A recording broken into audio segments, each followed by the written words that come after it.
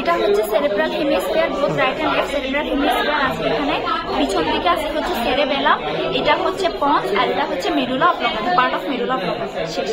এবার আসি আমাদের, এটা হচ্ছে তোমার বর্ডার আছে, এখানে হচ্ছে বর্ডার আছে, সারফেস আছে। প্রথমে সারফেস গুলো দেখি, এটা হচ্ছে সুপেরো ল্যাটারাল সারফেস, ভিতরের দিকে যেটা আসবে এটা হচ্ছে মিডিয়াল সারফেস, আর হচ্ছে এটা পুরোটা হচ্ছে ইনফেরিয়র সারফেস।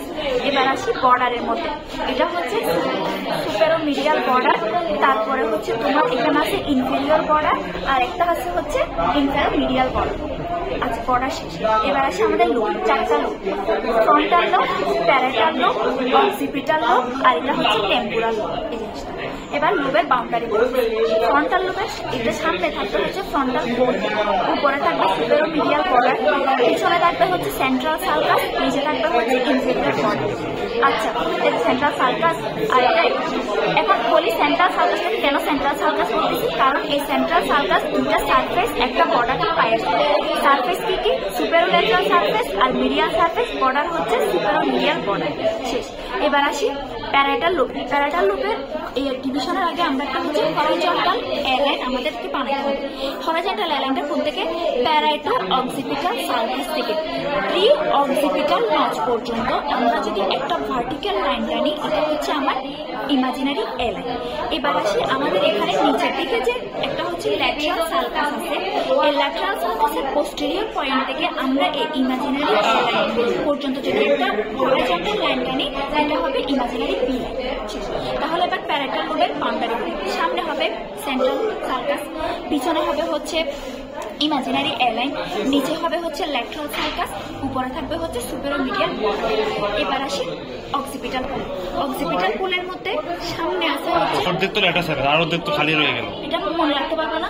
লোবের যা বাউন্ডারি হলো আমি আরেকবার এন্টেরিয়রে হচ্ছে সেন্ট্রাল সালকাস, উপরে সুপেরো মিডিয়াল, নিচে হচ্ছে তোমার কে ল্যাটারাল সালকাস উইথ হচ্ছে ইমাজিনারি বি লাইন, আর পিছনে হচ্ছে ইমাজিনারি অ্যালাইন। আচ্ছা, এবার অক্সিপিটাল পুল আসে। অক্সিপিটাল পুলের সামনে থাকবে হচ্ছে হরাইজন্টাল অ্যালাইনটা, ইমাজিনারি ভার্টিক্যাল অ্যালাইন, আর হচ্ছে উপরে থাকবে সুপেরো মিডিয়াল বর্ডার, পিছনে থাকবে অক্সিপিটাল পুল, নিচে থাকবে ইনফেরিয়র বর্ডার। এবার আসে আমাদের ইনফেরিয়র সারফেস আসে। শুরু করো। এবার আসে টেম্পোরাল লুপ। টেম্পোরাল লুপের বাউন্ডারি উপরে হচ্ছে ল্যাটারাল সালকাস, নিচে সামনে হচ্ছে টেম্পোরাল পুল, নিচে হচ্ছে তোমার হচ্ছে এই ইনফেরিয়র মিডিয়াল বর্ডারটা, আর পিছনে হচ্ছে ওই যে imaginary align. Inferior surface. Inferior সারফেসের মধ্যে দুটা পার্ট, একটা হচ্ছে অরবিটাল পার্ট, একটা হচ্ছে টেম্পোরিয়াল পার্ট।